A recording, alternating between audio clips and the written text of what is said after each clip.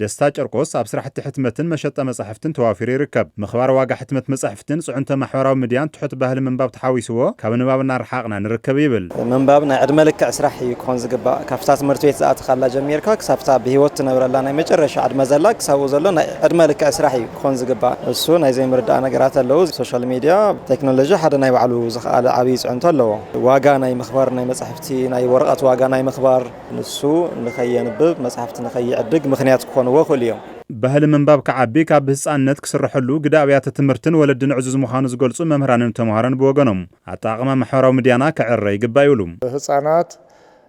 ካብ ታሕቲ ጀሚሮም ናይ ንባብ ልምዲ ናጠናኸሩ ተኸይዶም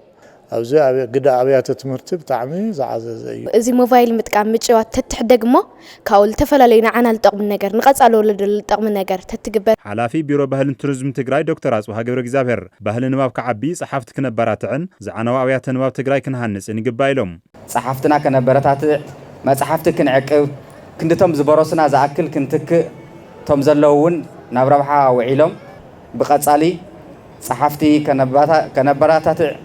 ተንዛዓናያ ትካላት ክንሃንጸን ከነዘምነን ብትሕዝቶውን እኹል ዝኾነ ትሕዝቶ ዘለወን ክንገብር ኩላህና ክንሰርሕ በዛጋጣሚ እዚ ጻውዒተይ ከቕርብ ይደሊ ማሕበር ልምዓት ትግራይ ንዝሓለፉ 30 ዓመታት ኣብ ዝተፈላለዩ ከተማታት ትግራይ ናይ ህዝቢ ቤተ ንባብ ሃኒጻ እያ ዝበሉ ፈጻሚ ስራሕ ማሕበር ልምዓት ትግራይ ተስፋይ ገብረ እግዚአብሔር ግቡእ ግልጋሎት እናሃባ ከም ዘየለዋ ብምግላጽ ነዚአን ናብ ስራሕ ከኣትዋ ክግበር ኢሎም ኣብ ትግራይ ንቁልቁል ዝኣፉ ተደፊኡ ዘሎ ባህሊ ምንባብ ክትጥዕ እንተኾይኑ ብውነ መንግስትን መንግስታዊ ዘይኮነ ኣካላትን ኩሉ ክፋል ሕብረተሰብ ትግራይን ክዘምተሉ ዘለዎ ያኣክል ድንቁርና ኢሉ ክዘምተሉ ዘለዎ ውራይ እንተሃልዩ ሕድሕድ ትግራዋይ ምንባብ ወልፊ ክገብሮ